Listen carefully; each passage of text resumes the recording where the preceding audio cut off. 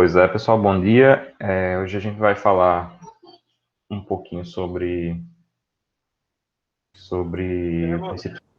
Oi?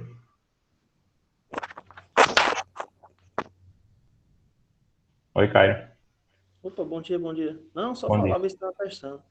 Ah, Você falou tá. comigo agora, eu consegui te ouvir, mas só que travou aqui o computador, eu não consegui te responder, não. Aí tive que tentar pelo Tranquilo, celular. tranquilo. Tinha começado a aula? Começou agora. Perdão, bora lá. Tranquilo, fiquem em paz. Deixa eu só ajustar aqui algumas coisas. Então, hoje eu agradeço a todos, tá? Por estarem aqui nesse momento, sábado de manhã, né? Não é para todo, não é para qualquer um. Então, o fato de vocês estarem aqui em grande quantidade me deixa muito satisfeito. Então, a aula de hoje a gente vai ter dois momentos, tá? Pode ser que a gente se alongue um pouco além da 1 hora, tá? Mas não vai muito também, não. Quando estiver chegando 8 horas, eu vou tentando encaminhar para a gente não ferir os horários marcados com vocês, tá? Pode ser que vocês tenham outro compromisso a posteriori. Então, a gente vai começar falando um pouco sobre. Deixa eu ver aqui. Estou compartilhando com vocês a tela. Então, vou esperar um positivo aí do que vocês estão vendo para a gente começar. Alguém vê até? Não, está indo ainda. Então, assim, a aula de hoje a gente vai falar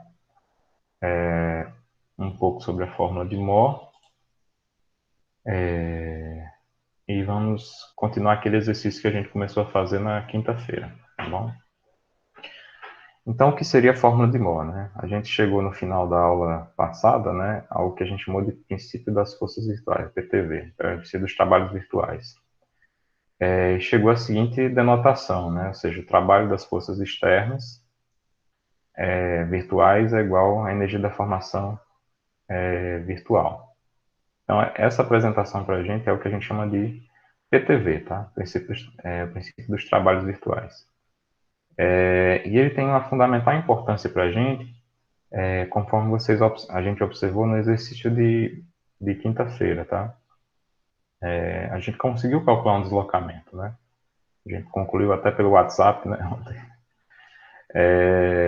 A gente conseguiu calcular um deslocamento, só que esse deslocamento ele era exatamente na direção da aplicação da força externa, tá? E aí a gente chega na seguinte situação, não é essa não é a situação ideal, porque eu quero calcular qualquer deslocamento na minha estrutura, tá? Então, para calcular qualquer deslocamento na minha estrutura, aquele princípio da conservação da energia ele não é suficiente. Daí a gente vai fazer uso do PTV, tá? E a ideia do PTV aplicada, ela vai recair naturalmente no que a gente chama de fórmula de Mohr, tá? A fórmula de Mohr, se vocês observarem, né, não mudou muita coisa do que tinha anteriormente para agora, tá? Se vocês observarem aqui, que muda apenas o primeiro membro da equação, os demais, o segundo membro continua igual. Então, Mohr e outros pesquisadores, não foi só Mohr, tá? Mas mais à frente eu ilustro quais são os outros. Eles tiveram a seguinte ideia: poxa, se eu posso fazer os trabalhos de qualquer força virtual, eu vou criar uma força virtual específica, justamente na direção e no sentido daquele deslocamento que me interessa, e com essa força unitária na direção de interesse do deslocamento real, eu vou poder calcular o deslocamento de interesse, né? Então, é uma ideia bem simples, né? Só que com uma grande eficiência. Então, a partir de agora, a gente tem como calcular qualquer deslocamento da nossa estrutura, tá? Qualquer deslocamento. Observe que aquele somatório que existia anteriormente deixa de ter sentido, tá? Porque agora eu não estou falando mais de várias forças externas, eu estou falando só de uma força externa. E essa força eu aplico ela numa posição de interesse. Entenda que essa força externa unitária, ela é virtual. Por quê? Porque ela de fato não existe. Eu a coloco na condição de existência apenas por um subsídio matemático. Então, como subsídio matemático, ela funciona e vai me criar uma série de trabalho, de esforços internos virtuais que estão representados aí, se vocês observarem no segundo membro, com esses terminhos com um tiozinho em cima. Então, quando você observa o tio sobre o esforço, esse é um esforço virtual, tá? Então, aqui é um esforço normal virtual, um momento fletor virtual, um esforço cortante virtual e um momento de torção virtual. Tá? Observe que todos os demais termos se mantêm. Outra particularidade, não sei se vocês perceberam, é que no PTV, né, nos dois lados da equação, observem isso, ó, não nesse aqui, mas no anterior tem, não sei se vai estar aqui no slide, que a gente construiu no final da última aula, tá? Tá aqui.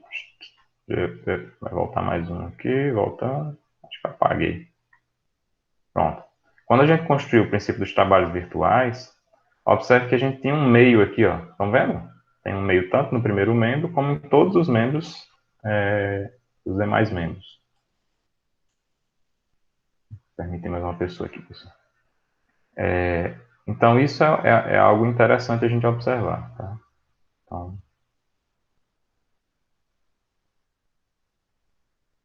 Então, na fórmula de Moore, o que a gente acaba apresentando, né? Meu computador está bem lento aqui, tá? Acredito que vocês... Pronto, chegou. A fórmula de Moore vai mostrar justamente isso, tá? Eu tirei aquele meio que estava nos dois lados da equação, então os termos agora são um pouco mais simples, tá? Eu chamo a atenção disso, tá? Porque na fórmula de Moore, a gente está tratando de calcular um deslocamento de interesse, tá? Um deslocamento generalizado de interesse. Como eu apliquei uma força unitária, eu posso cortar o meio que tem tanto no primeiro membro da equação quanto no segundo membro de todos os termos, tá? Apenas uma forma de simplificar. Professor, se eu tivesse feito isso no PCE, que eu estava trabalhando no exercício da quinta-feira, eu podia ter feito? Podia, porque tem meio dos dois lados, tá, pessoal? Só que como a gente está tratando de energia, se eu cortar os meios, então quando você estivesse calculando aquelas energias, as energias seriam energias dobradas, tá? Então por isso que a gente, quando está trabalhando com energia, a gente não retira o meio, para que aquele cálculo de energia seja um cálculo verdadeiro, tá? Então, a gente, em essência, faz isso com a forma de Mota. Então, qual vai ser a ideia de uma forma geral? Que a gente vai recair no que a gente chama de método da carga unitária. Então, a aplicação da forma de Moore recai no que a gente chama de método da carga unitária, que é uma particularização do princípio dos trabalhos virtuais. Tá? Essa particularização, aí, falando quem foram os pesquisadores, né, foi o Maxwell Moore, o James, que é o James Clerk Maxwell, e o Otto Moore. Eles desenvolveram o trabalho de forma independente, cada um estava no seu canto, e eles tiveram essa ideia de como calcular o deslocamento de uma estrutura qualquer, sem ter as condições energéticas favoráveis. Né? Quando a gente tem as condições energéticas favoráveis, é o que a gente fez na aula de quinta-feira. Você vai lá e calcula o deslocamento. Quando a gente não tem as condições favoráveis, o que a gente faz é usar esse subsídio de trabalho virtual. Então, para determinar o deslocamento, né, um determinado ponto da estrutura, a gente cria um estado de carregamento na direção e no sentido desse deslocamento que a gente pretende calcular. Vocês me desculpam, eu vou falar abrir um parênteses aqui importante. Vocês observam que eu fico fazendo assim? É porque eu estou tentando olhar para vocês. É um negócio de professor, entendeu? Mas para olhar para vocês, eu tenho que olhar para a câmera, né? Só que vocês estão aqui, então eu fico nessa. Não é porque eu estou apresentando o Jornal Nacional, não, tá? Quando eu faço assim, eu quero ver vocês. Depois eu vou dar um jeito de pegar a tela e botar aqui em cima, mas eu ainda não consigo, tá? Deixa eu só mandar um selfie para vocês entenderem como é que é a vida aqui difícil, tá? Vai pro grupo agora. Já que eu abri o parênteses, vamos fazer um parênteses completo, tá bom?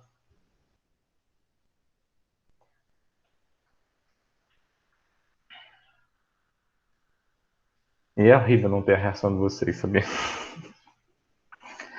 sei se vocês estão caçoando de mim aí, falando mal. Vai. Eu sempre quis fazer isso, então vou aproveitar para fazer hoje.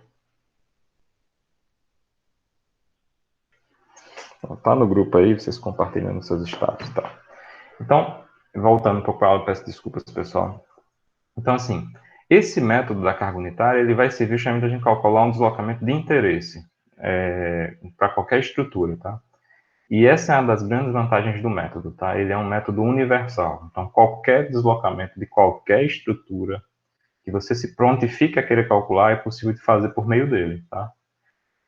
Observe que o princípio da conservação de energia, que a gente trabalhou no exercício de quinta-feira, ele é extremamente restritivo, tá? Então, da mesma forma que o PC é restritivo, a carga unitária é absolutamente irrestritiva, ou seja, ela é universal, tá bom? E é com ela que a parte mais interessante, né? Esse princípio dos trabalhos de faz foi o que permitiu que a gente elaborasse os programas que a gente usa hoje em dia para a resolução de estruturas, tá? Então, tudo que a gente resolve em estruturas hoje em dia só foi possível por causa dessa ideia que foi tida pelo Moore e pelo Clark há mais de 100 anos atrás. Pelo Moore e pelo Maxwell. Tá? Não sei se é Maxwell ou Maxwell. Se tem mais alguma coisa para falar, né? Eu já falei, né? Vai ficar ilustrado aí, tá? E aí, quando a gente vai aplicar, tá? Essa fórmula, como eu disse, em todos os problemas, é uma abordagem que é realmente universal. Aí a gente vai entrar no que a gente chama de considerações práticas, tá? E dispensação de esforços nulos, né? No exercício de quinta-feira, vocês observaram que a gente fez a gente acabou desprezando, né? No cálculo que a gente realizou, a gente acabou desprezando esse termo aqui, né? A gente desprezou esse termo. A gente nem entrou nas nossas contas, a gente nem levou em consideração. A gente não trabalhou com forma de molar, mas no caso de energia, tá? Mas observem que existe guarda-se a mesma estrutura que a gente observou lá. Então, o que a gente vai observar claramente, né, quando for aplicar a fórmula de Moore, é que sempre que os esforços forem nulos, a gente vai dispensar, tá? Então, a gente dispensa, obviamente, dos cálculos que não tem sentido, tá? E aí a gente vai entrar no que a gente chama de considerações práticas, tá? E agora eu vou puxar vamos voltar lá para o nosso exercício, tá? Fazer aqui uma troca de tela. Assim que eu chegar lá, se eu não passar direto de novo, não, cheguei. Essa confusão que vocês estão vendo aqui, vocês já devem ter visto no G-Drive, né? É justamente o exercício que a gente resolveu, né? A gente partiu daqui, deixa eu dar um zoom, se chegar lá um dia. Tá? Partiu desse probleminha, foi demais, calma, freia. Eu devia ter reiniciado, peço outra desculpa a vocês, que eu devia ter reiniciado meu computador de cedo, eu não reiniciei, então ele tá bem lento, tá? Então a gente partiu desse problema e foi resolver justamente a primeira parte do problema, né, que é o cálculo do deslocamento horizontal no ponto B. Pessoal, vocês podem sempre dar o feedback das aulas, tá? Não podem não, eu peço encarecidamente que vocês o façam, tá? O único feedback que eu recebi, por enquanto, foi em relação à visualização, né? Tem uma hora que a gente não conseguiu visualizar. Então, eu tentei aqui aumentar o tamanho do cursor. Eu não sei se agora fica mais visível para vocês. E depois eu quero a ajuda dos especialistas aí. Não sei se o Raul está hoje. Raul está por aí? Raul deve ser mais especialista que eu. Raul, como é que eu faço para tornar esse cursor extremamente visível? Depois você me dá as dicas aí no grupo em particular. Porque eu já vi pessoal dando aula que eu tentei, confesso que passei uns 2 dias tentando desistir. Eu sou meio de desistir, então, para criar algum tipo de notação em torno do cursor para que ele fique mais visível, tá? Então, por exemplo, o cursor agora está em cima do DY, tá? Mas eu já vi pessoal, alguém dando aula assim que fica como se fosse um círculo laranja em torno do cursor. Então, com isso a gente calculou, né? A gente queria calcular justamente um deslocamento. Observe que eu queria calcular justamente um deslocamento na direção de uma única força externa que essa estrutura tinha. Então, ela cai naquele problema de princípio de conservação de energia. Então, eu posso usar diretamente a fórmula de energia, ou seja, o trabalho das forças externas igual à energia da formação. E a gente fez todos os cálculos, foi para frente, foi para trás, calculou o diagrama do momento fletor, esforço cortante normal, tá?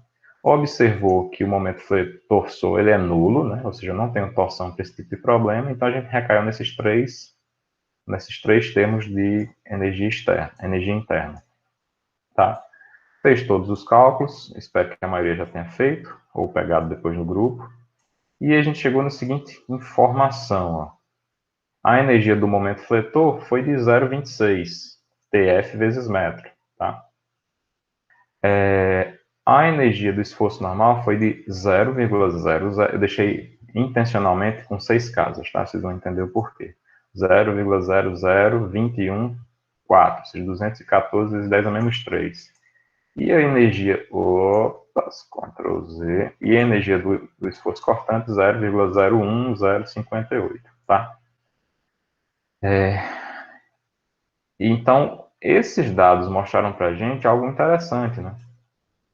Depois eu usei isso para calcular o deslocamento, mas eu não quero nem chamar a atenção do deslocamento agora, eu quero chamar a atenção da relação energética que a gente observa entre o esforço de momento fletor e o esforço de, e o esforço cortante. E a mesma coisa para o momento fletor e o esforço normal, tá? Então, se a gente observa bem, o momento fletor, ele é da ordem de 250 vezes mais energético, ou seja, contribui mais em termos de energia para o deslocamento, para a deformação da estrutura, do que o esforço cortante. Compreendem isso? Então, a escala de grandeza é muito diferente, né? E se eu for comparar com o esforço normal para este problema específico, né, essa ordem ainda é muito maior, né? Chega a ser 1.236 vezes maior, tá? Se eu não tiver errado em nenhum cálculo, tá? Isso traz para a gente uma informação bem importante. Agora a gente retorna aqui para a aula, tá? Em algumas situações, é muito interessante a gente pensar sobre o problema. Para quê? Para que eu não tenha um trabalho energético, por assim dizer, pessoal, né? Maior do que o necessário, tá? E até para que o meu programa, que eventualmente eu esteja usando ou fazendo, né? Posso estar fazendo um programa, né, para resolver uma estrutura, para que eu não gaste energia, tempo de processamento, tá? Fazendo uma conta que no fundo não vai resolver o meu problema, não vai mudar a resposta do meu problema, tá? Então, a gente vive uma era, vocês vivem, né, nativos digitais, onde a gente praticamente não tem limites para dados, tá? A prova maior é a nossa disciplina, tá? Eu acredito que a gente não tem nenhuma semana de aula, a gente já deve ter gerado algo em torno de 7 a 8 gigabytes de informações. Não sei se vocês perceberam isso, né? A gente já gerou essa quantidade de informação absurda, em vídeos, em gráficos, então tudo isso aí somando já é uma quantidade de informações que se eu falasse para, eu não sou tão velho, tá? O pessoal disse que eu tinha 56 anos, eu tô marcando na hora de avaliar a prova que vocês vão ser bem ricos, vou ser bem rigoroso com vocês.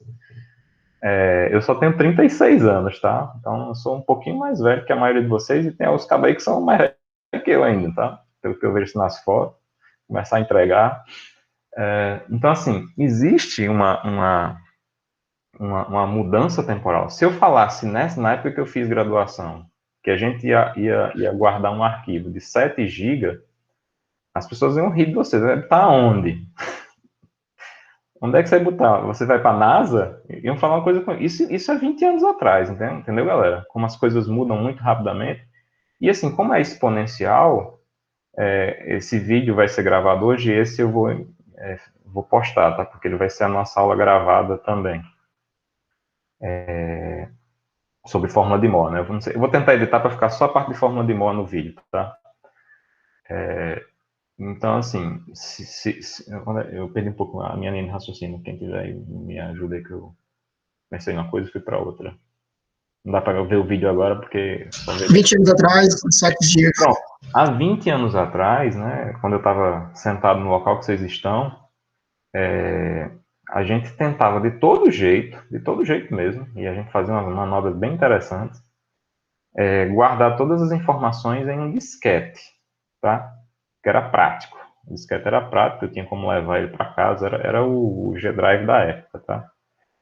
E a gente fazia trabalhos incríveis nessa época, tá? Trabalhos incríveis. Ah, eu disse, professor, mas é 20 anos. Volta 10 anos atrás. Há 10 anos atrás, um pouquinho mais de 10 anos, eu estava fazendo, há 12, né? Eu estava fazendo um mestrado. E o programa que eu desenvolvi no mestrado, ou seja, o programa de computador que eu gerei lá, a gente fez também coisas assim, minúsculas em termos de quantidade de dados, né? Então, um programa que não cabia num disquete, obviamente, né? O tempo mudou um pouquinho, mas cabia tranquilamente em 10% de um CD, tá?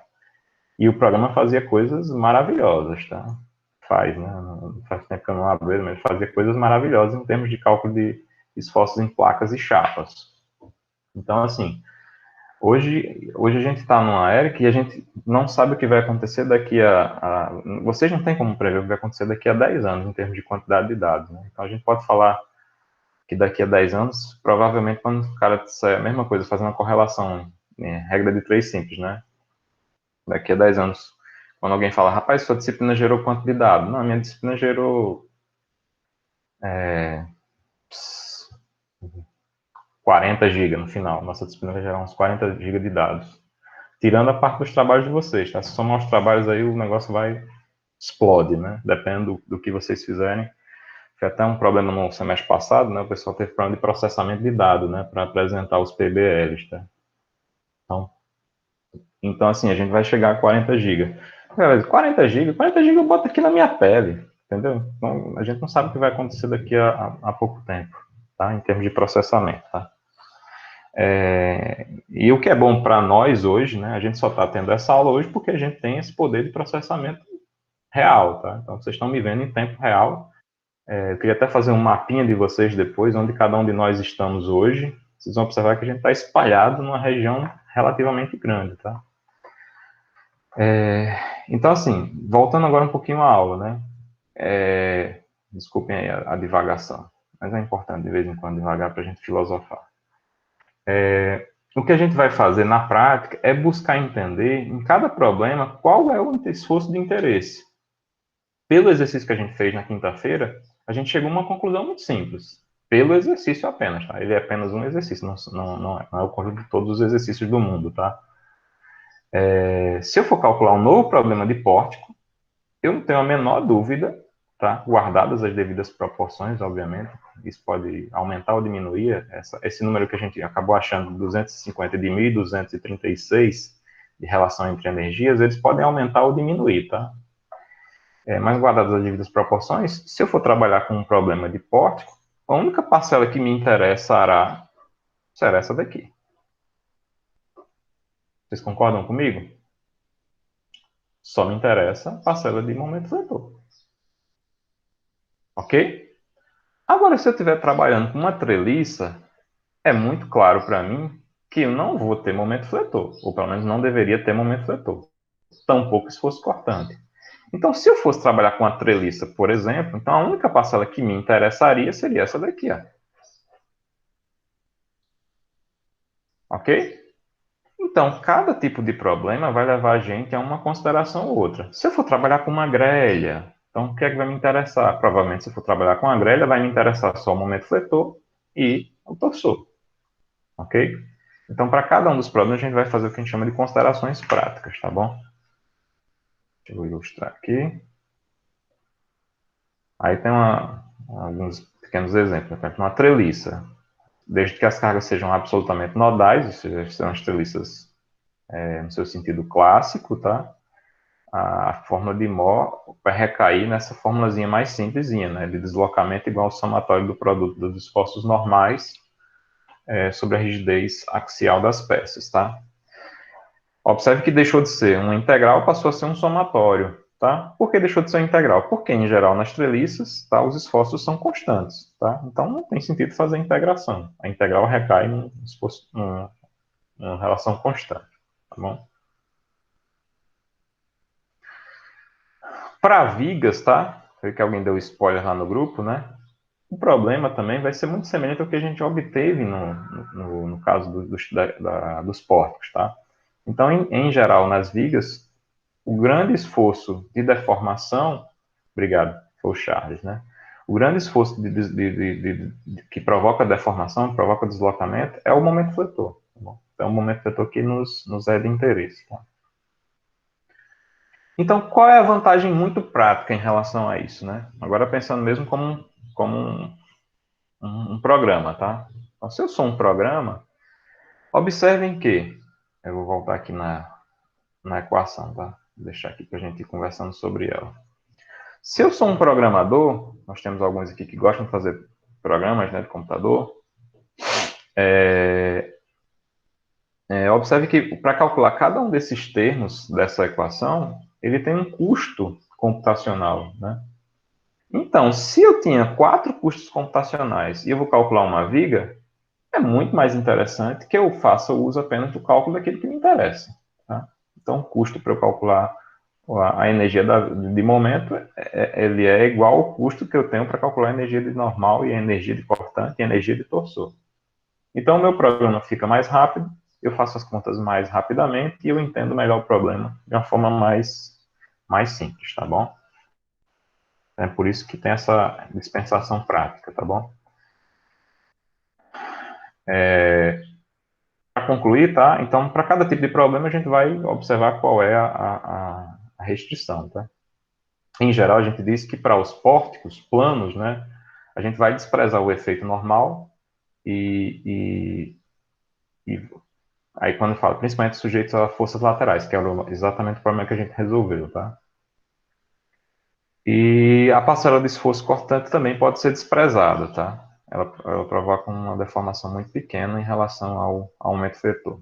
Então, o esforço normal ele vai ser muito importante sempre que a gente estiver calculando arcos, tá? Porque aí o esforço normal ele tem preponderância em termos de esforços. Quando estiver tratando de tirantes, obviamente o tirante é um elemento que trabalha eminentemente ao esforço normal, ou seja, uma tração ou uma tração, né? As barras de treliça, que podem ser tração e compressão. Quando você tiver uma estrutura onde você tenha pilares esbeltos, naturalmente o esforço também vai ser importante, tá? Os esforços normais. E em peças protendidas, idem, tá? As peças protendidas, a gente não pode desprezar o efeito normal, porque a protensão, ela é uma elevação do esforço normal das nossas estruturas. Então, a gente tem necessariamente que fazer a consideração do efeito normal, ou seja, da energia normal, da energia provocada pelo esforço normal, na consideração das deformações. Tá bom? Agora a gente volta aqui para o nosso exercício, tá? Então, se a gente observar, né, essa aula aqui, pessoal, eu devia ter feito ontem de manhã, tá? E eu não fiz, obviamente, vocês perceberam. E, obviamente, vocês não precisam fazer, a não ser os que estão ausentes, né, fazer a anotação do YouTube. Vamos agora para a segunda parte do exercício, tá? Eu peço que quem não fez o exercício, pegue o exercício feito, tá? A parte A, né? Então, a gente fez isso aqui já. Opa, faltou aqui o negócio.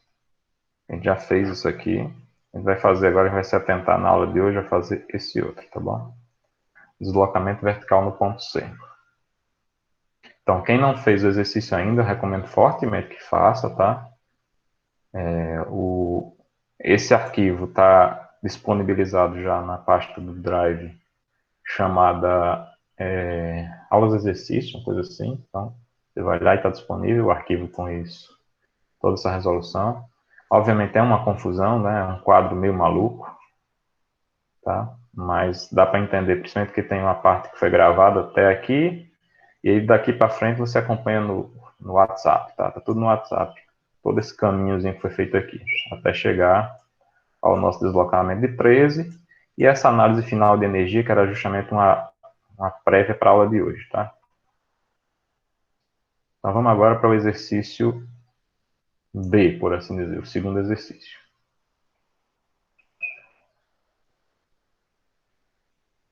Eu vou criar aqui um quadrinho para tentar ajudar, tá? Ixi, ficou grosso.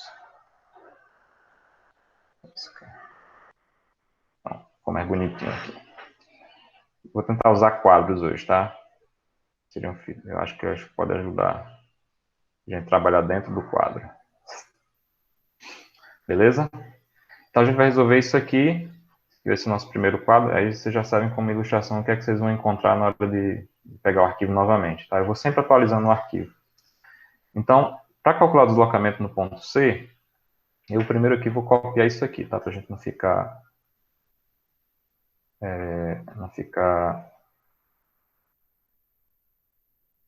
não deu certo, não. Ctrl Z, Ctrl Z, Ctrl Z, deu certo, volta, isso.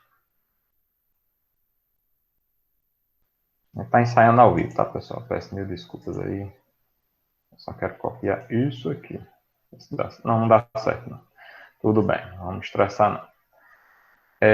Então, assim, vou ilustrar aqui em cima desse mesmo. Vai ficar uma confusãozinha, mas vocês me desculpem. Deixa eu dar uma apagada, tá? Tem um arquivo já disponível, né? Eu vou mandar outro. E eu não estou salvando sobre, eu estou mandando em sequência justamente por isso, que pode ser que eu tenha apagado uma coisa ou outra, para não gerar confusão para vocês. Então, deixa eu melhorar aqui nossa visão. desse problema.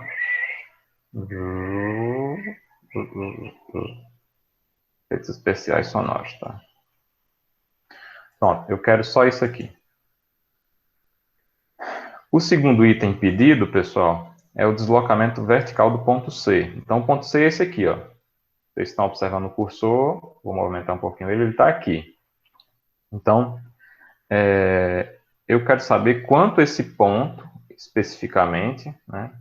Quanto esse ponto, especificamente, verde não, vou usar vermelho, chamando a atenção. O quanto este ponto aqui vai se deslocar no sentido vertical, tá bom? Ó, também é um deslocamento vertical. Então, para calcular esse deslocamento vertical, eu vou ter que usar algum tipo de artifício, tá? Haja vista que o deslocamento que eu calculei, que era no ponto B, foi via PCE, ele estava exatamente na direção e no sentido da força externa. Então, para cá não há o que fazer. Conservação de energia não vai me ajudar. Quem vai me ajudar aqui vai ser quem? Vai ser o princípio dos trabalhos virtuais, tá? Então, o princípio dos trabalhos virtuais vai nos ajudar a calcular esse problema por meio da fórmula de Mohr. Tá? Então, qual vai ser a estratégia que a gente vai usar? Eu vou pegar esta estrutura aqui, tá? Vou dar um reduzir o tamanho dela, deixa eu ver se é possível. A desvantagem, é uma das desvantagens do quadro, tá? Ele tem uma mobilidade ruim, tá? Porque ele cria um arquivo só. Eu não tenho mais como pegar só ele aqui, tá? Não tenho mais como pegar só ele aqui. Eu não estou querendo refazê-lo todo de novo. Tá? Eu vou deixar ele aqui e a gente vai começar a fazer os exercícios aqui dentro, tá bom? Então, o que é que eu tenho que fazer, né, para resolver via PTV? Primeiro, eu vou ter que criar um estado, vamos aqui para o PTV. Então, eu vou ter que criar um que eu chamo de estado de carregamento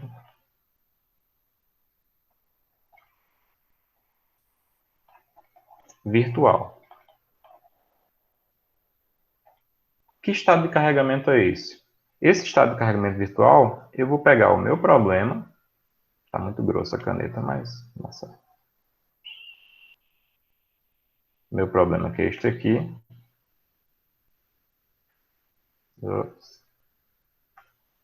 Que é esse aqui.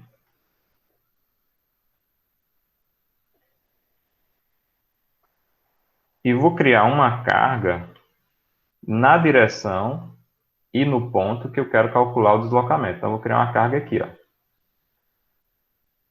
Eu estava com as canetas tudo grossas porque eu estava fazendo exercício de outra coisa ontem. Ups. Aí funciona. Tá com raiva de mim. É o computador que eu não reiniciei. Ele está bem lento. Foi demais. Funciona, criatura. Esperar um pouquinho que está processando. São dados demais. Então, ó, vou aplicar uma carga unitária na direção e no ponto onde eu quero calcular o deslocamento. Então, entendam que isso aqui é um carregamento virtual. O carregamento real que a gente trabalhou está lá atrás, tá bom? O que eu vou criar é um estado virtual de carregamento. Então, para essa carga unitária aqui, eu vou novamente calcular quem são a reação de apoio aqui, nesse ponto, vou chamar de AY, a reação nesse ponto aqui, que é DY, e a reação aqui, que é AX. É um novo problema, com um novo carregamento externo. Lembre que a única coisa que ele preserva entre um problema e o outro é o quê? A geometria e as condições de contorno, ou seja, a geometria e os apoios. Ou seja, o resto, o carregamento externo é diferente. Então, é um carregamento agora até virtual. Ok? Então, a gente pode calcular agora quais são as reações de apoio. Para essa força aqui, qual vai ser a reação? Você vai entrar agora aqui no método cálculo dos esforços internos, tá? Cálculo das reações de apoio. Então, somatório de força na direção x igual a zero. Então, quais são as forças em x que eu tenho? Só tenho AX. Então, necessariamente, AX igual a zero. Soma de força das direções y tem que ser igual a zero. Quais são as forças em y que eu tenho? Eu tenho AX, AY, DY, mais, aliás, mais não. Mil perdões. Mais, tá, garoto? Hoje tá bem lento, tá, pessoal? Chega a hora que meu computador ele pede descanso, tá? Menos 1 igual a zero. O meu já chegou hoje, né? Eu quero descansar. E daqui a gente tira que AY mais DY é igual a 1. Tá bom? Então a gente tira a segunda equação aqui.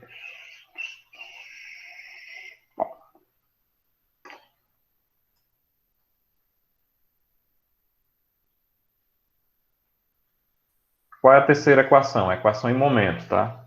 Então, somatório de momento em torno de Z é igual a zero. Quais são as forças que tendem a girar a estrutura em relação ao ponto A? Então, em relação ao ponto a força AY e a AX não fazem momento. Só quem faz é DY, tá? DY. E o braço de DY em relação a esse ponto, vocês vão lembrar, é 6. Está positivo porque se você fixar o ponto A, essa força vai tender a girar a estrutura no sentido horário. Aliás, anti-horário, né? Vai fazer a estrutura girar no sentido anti-horário, regra da mão direita. Menos a força de 1, o braço é o mesmo 6, 1 vezes 6, vai tender a fazer a estrutura girar no sentido horário, logo negativo. Então, isso aqui tudo igual a zero. Daqui eu já tiro, né, que quanto é dy? É igual a 1.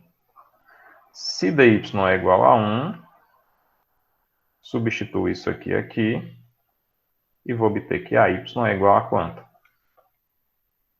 Zero. Ok? Vou diminuir aqui a bitola da caneta. Já está pequena, porque o quadro está pequeno. Ok? Então, com isso, a gente pode calcular agora, a gente pode traçar agora o que seria o diagrama de corpo livre dessa estrutura, tá bom? Eu vou fazer uma pequena modificação, eu peço desculpas a vocês, mas é até legal eu errar, para que a gente acerte mais na frente. Observe que, e eu já tinha calculado a y e a x, então só para a gente ter uma diferença de notação em relação ao que a gente já fez no início do exercício, que foi feito na quinta-feira, eu vou colocar um tio aqui em cima, ó. E o erro é bem intencional mesmo, tá? Vou colocar em todos agora.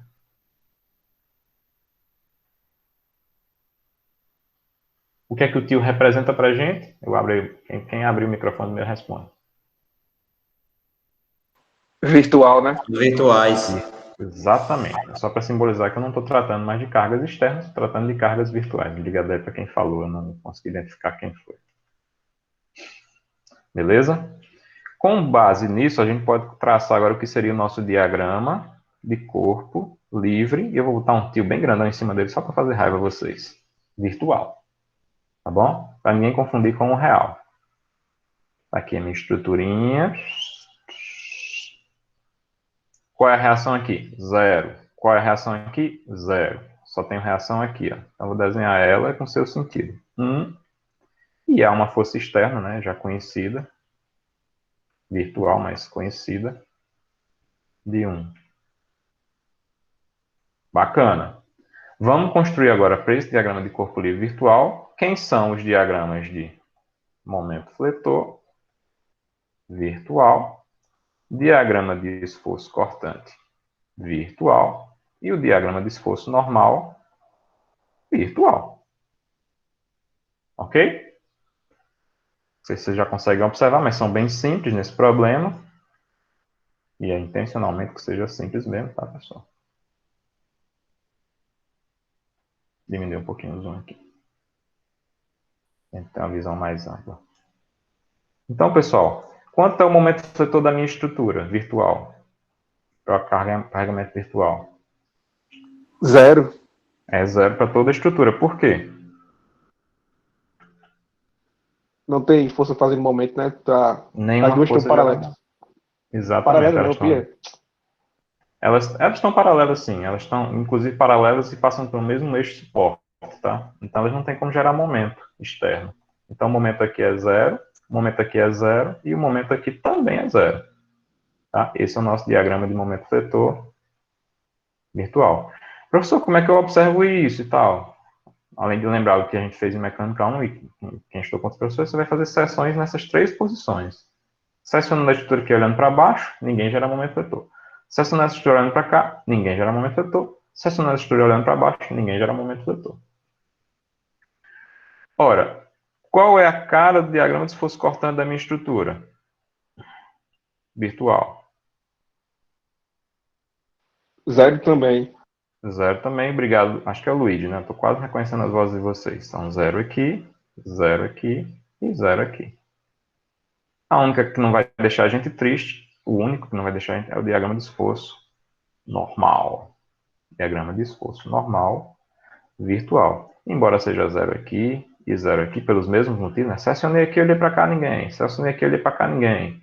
Aqui, quando eu sessiono, encontro uma forcinha, que gera um esforço de compressão unitário, tá? Eu vou desenhar aqui com uma cor bem legal.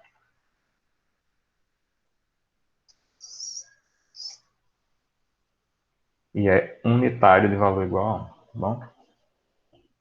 Ou seja, só tem esforço normal, e esse esforço normal é unitário no pilar da direita. Ok, pessoal? Isso posto, a gente agora pode aplicar o nosso princípio dos trabalhos virtuais. Então, eu vou escrever a primeira vez aqui, que é a nossa fórmula de Moore, na verdade. A fórmula de Moore estabelece o seguinte. Epa, agora deixa eu tirar essa câmera, senão vai ficar muito estragada aqui para vocês. Professor, a normal, essa normal, ela é positiva mesmo, não é negativa, não? É compressão, né? É. É negativa. Obrigado aí quem chamou a atenção. Vamos corrigir, tá? Vamos corrigir.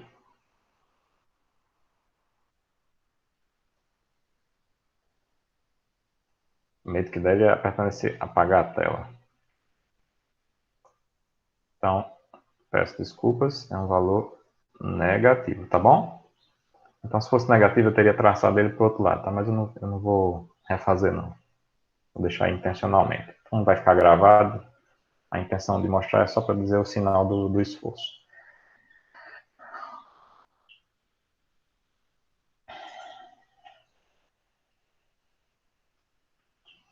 Então, a gente vai aplicar agora a nossa fórmula de Moore, que diz o seguinte. Eu criei um esforço unitário, é justamente esse 1 que está aparecendo aqui em cima, é essa força aqui, ó, vezes deslocamento vertical do ponto C vai ser igual a integral de 0 a L de M1 ou M-til vezes M sobre A,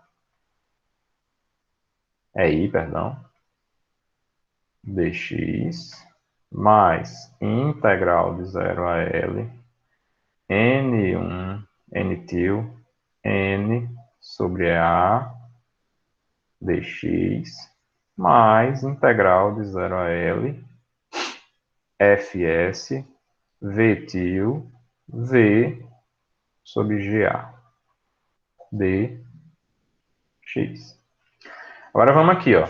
Observe que a gente tem produtos em todos os termos. Produto do virtual com o real. O virtual é isso que a gente acabou de construir, está aqui em cima.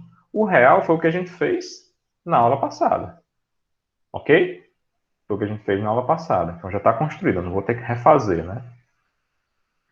Mas se esse M, agora eu vou chamar a atenção disso, ó. Se o M virtual é nulo, né? Então eu posso dizer que essa parcela aqui é nula. Se o esforço cortante virtual também é nulo, eu posso dizer que isso aqui é nulo, que é um produto, tá? Então, vai restar para a gente neste problema, delta VC, o 1 eu já vou até suprimir aqui, vai ser igual a integral de 0 a L, N til, N sobre A dx. Então, essa, resumidamente, é a expressão que vai resolver o nosso problema. Ok? Que vai resolver o nosso problema. Vou criar um terceiro quadro. Achei que ia caber nos dois quadros. Vou criar um terceiro quadro agora aqui. E nosso tempo já está lá na frente, né? Para variar. Senhor Jesus, me ajuda a fazer com que o tempo passe mais devagarzinho nessa aula. Posso ouvir um amém?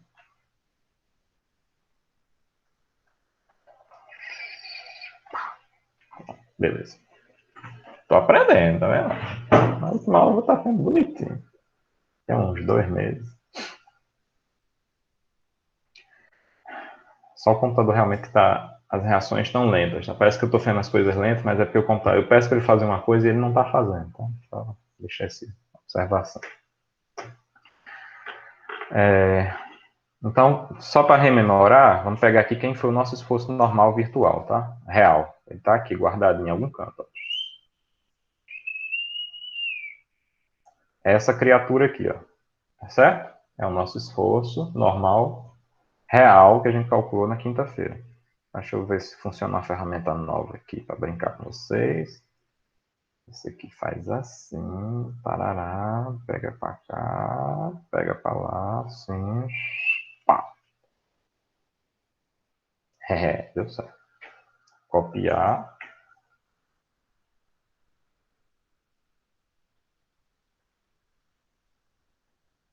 Daqui uma semana ele me dá o zoom de volta lá.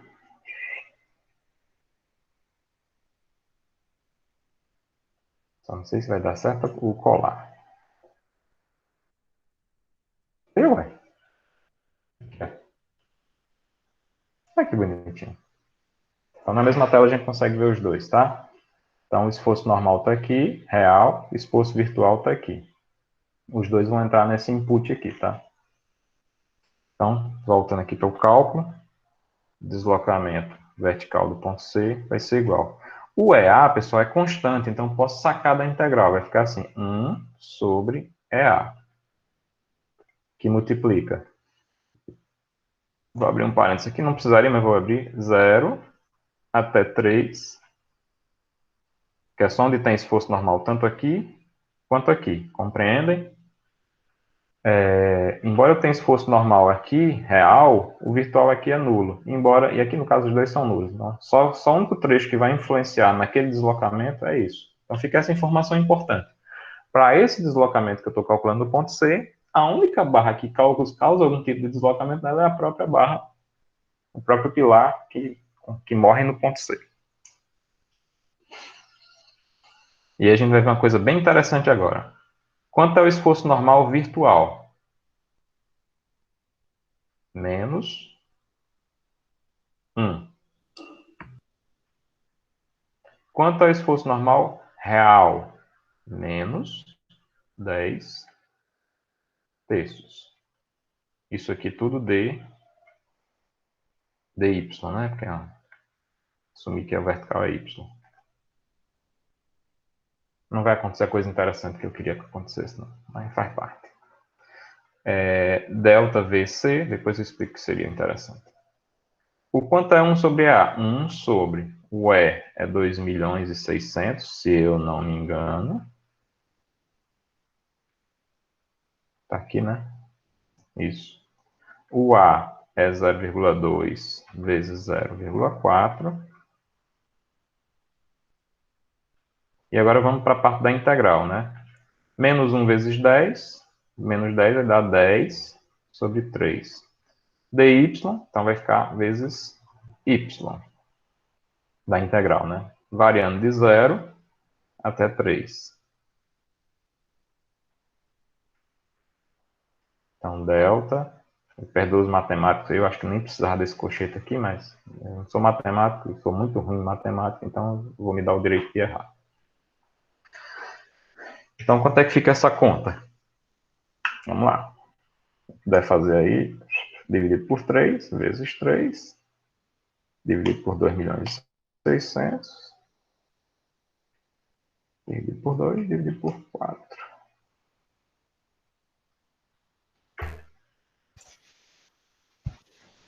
Pode dizer? Acho que eu errei alguma. Pode, eu errei aqui, que deu um número doido aqui. Eu não passei. 1,8 vezes 10 menos 5.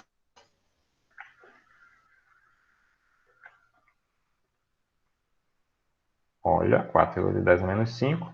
A gente está trabalhando com unidades de metro, né? Então, isso aí, metros. Então, dá um deslocamento bem pequenininho, como a gente tinha que esperar, né? Por que a gente tem que esperar um deslocamento pequeno? Poxa, eu já percebi que o esforço normal influencia muito pouco no deslocamento. O que foi isso?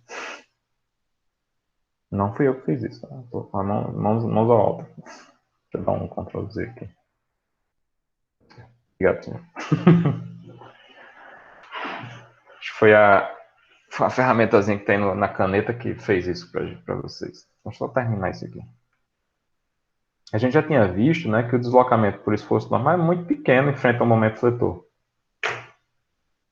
É macumba. Vai pra lá, jacaré. Vai ficar sem fechar, tá embaixo. Se eu fechar, vira aquele negócio estranho, vira a bandeira do Vaticano.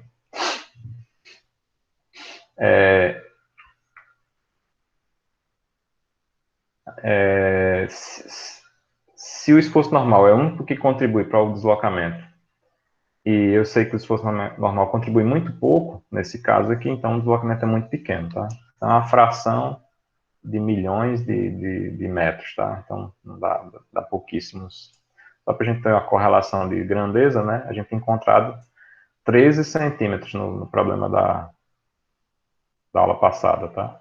E agora a gente não encontrou nem sequer 1 centímetro, tá? Isso aqui é muito menos que 1 centímetro.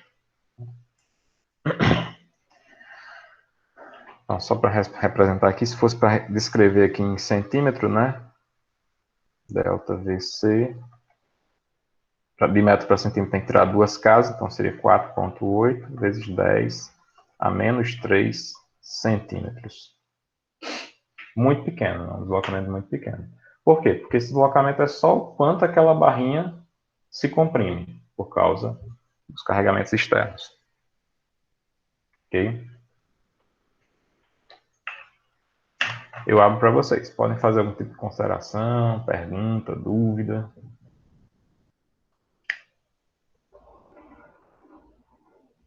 Hoje eu esqueci de novo minha garrafinha, tá? Eu tô já sem voz.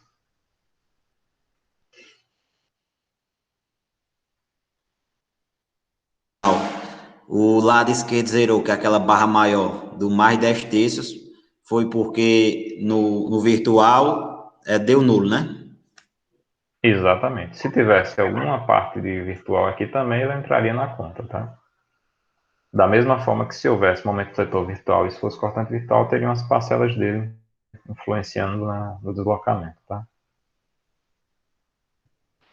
Tem caso que esse método não serve, tudo dá zero ou alguma coisa assim ou não? Ou ele é geral? Ele é geral universal. Pode ser que tenha algum caso que dê zero, mas é porque o deslocamento é zero, tá?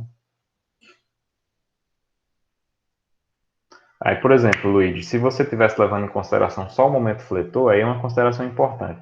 Professor, a gente chegou à conclusão que importa que eu não vou usar o esforço normal. Beleza. Então, nesse problema aqui, a gente teria calculado, pensando só no momento fletor, o deslocamento que acontece naquele ponto é zero. E entenda que esse deslocamento 4,10 a menos 3 é um deslocamento muito pequeno, é um deslocamento que na prática a gente diria que era nulo, tá? Pensando só no momento fletor. Teve uma menina que começou a falar, pode falar agora. Eu vi a voz feminina na hora que o Luigi falou, pode falar.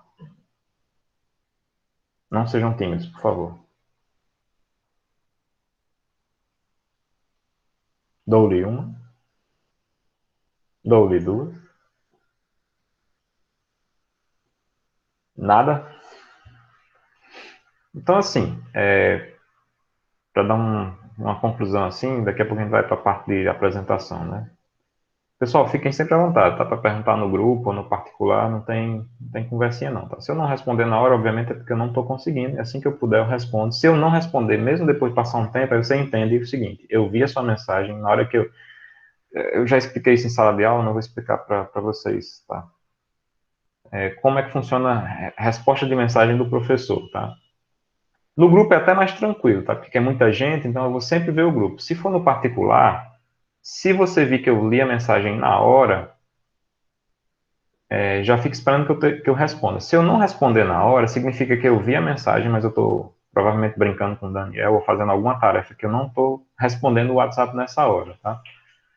E aí, eventualmente, sua mensagem já foi lida, mas eu não respondi.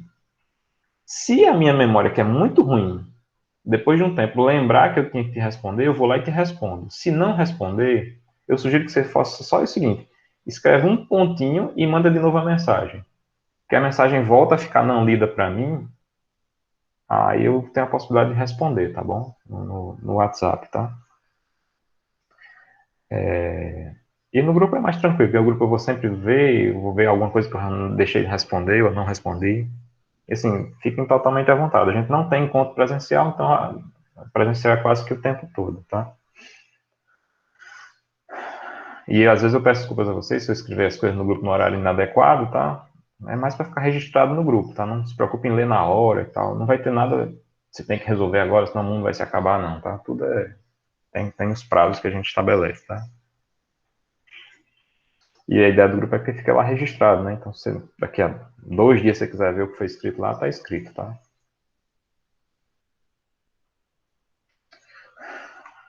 Por hoje é só, pessoal, em relação à aula. Então, vou passar agora para aquela nossa fase de apresentação de vocês para que a gente se conheça, tá? É a hora que a negada o pessoal começa a fugir, né?